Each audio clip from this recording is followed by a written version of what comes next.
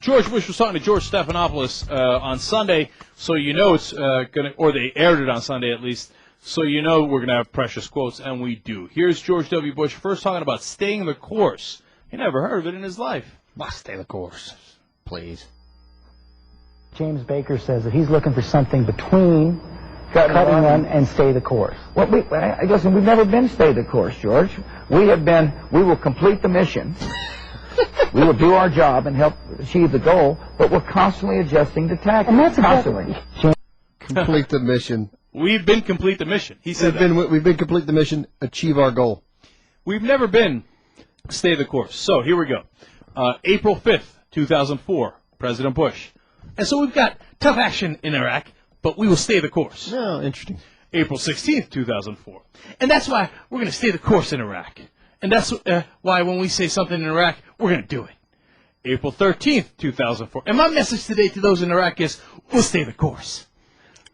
I'm not done yet. December 15th, 2003. Bush, we will stay the course until the job is done, Steve. And the temptation is to try to get the president or somebody to put a timetable on the definition of getting the job done. We're just going to stay the course. That's twice in one answer. And by the way, those are. You got one more? Oh, I got two more. All right. 8405, 2005. We'll stay the course. We'll complete the job in Iraq. And finally, 83006. That is just 83006. Just like what? Like 6 weeks ago. But yeah. 6 weeks ago. President Bush. We will stay the course. Now, by the way, stay the course. No, stay the course. We've never play the beginning of the quote again, JR. Can we do that or Jesus, whichever one? I can't tell you guys apart. James Baker says that he's looking for something between cutting run and stay the course. Well, listen, we've never been stay the course, George. Come on. The guy's precious. We've never been stay the course. And by the way, those were 6 from George Bush. Mm-hmm. I mean, there's not even been yet that I've seen the research on, please, Tony Snow. I mean, remember, he's the mouthpiece for the administration. I bet it's McClellan back in the day. Yeah. Right, but I bet, how many do you think Tony Snow has said? I bet it's over 100. You throw in Dick Cheney, Tony Snow, Condoleezza Rice, the people making decisions, let alone their sort of mouthpieces in Congress. I bet it's 1,000. And he says, we've never been stay the course. He said it 6 weeks ago, 7 weeks ago. They lie. In August. They lie without blinking. In fact, let's go to the Dick Cheney thing here. Let's skip around for a second here. Because here's another absolutely brazen lie. He's on a TV station on Friday in Indiana, WSBT, and he's talking to anchor Kirk Mason, who asked him a good question. Campaigning for Republicans there. Here it is. Are you saying that you believe fighting in Iraq has prevented terrorist attacks on American soil? And if so, why, since there has not been a direct connection between al-Qaeda and Iraq established? Well, the fact of the matter is there are connections. Mr.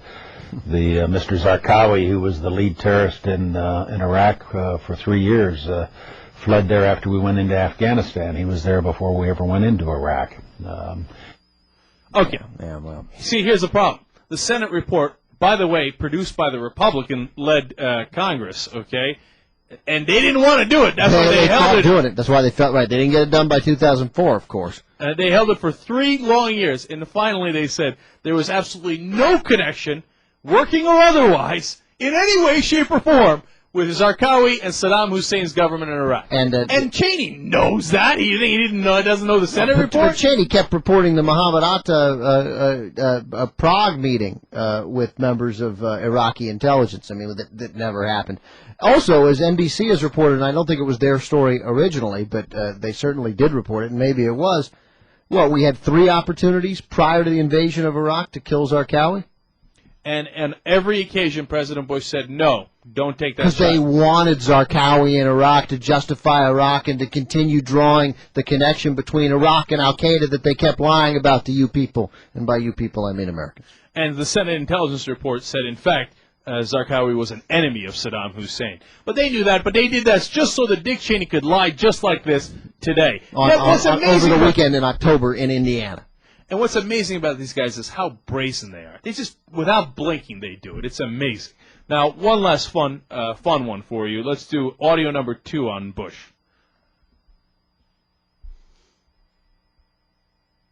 Audio number 2 on Bush. When was the last book you read? I'm reading History of the English-Speaking Peoples from 1900 on. A great book. What are you taking from it? I'm taking that. I'm taking that sometimes history gets distorted. And you have to take the long view. Yes, you do. That's what he gets out of every book, because that's what Dick Cheney told him. Hey, don't worry about it. You're incredibly unpopular now, but in the long run, you'll be like Winston Churchill and Abraham Lincoln. So here, read this book of English-speaking people, and that might help you with your language You're problems. incredibly too. unpopular because you're incompetent. You know, Because you're terrible at your job. That's why you're. And you know what? History's going to look at you and go, "Wow, that was even worse than we thought." No, unquestionably. How's this guy? History's going to be like, this guy had a 40% approval rating, a 35% approval rating. I'm reading a lot of books. How's it not 10?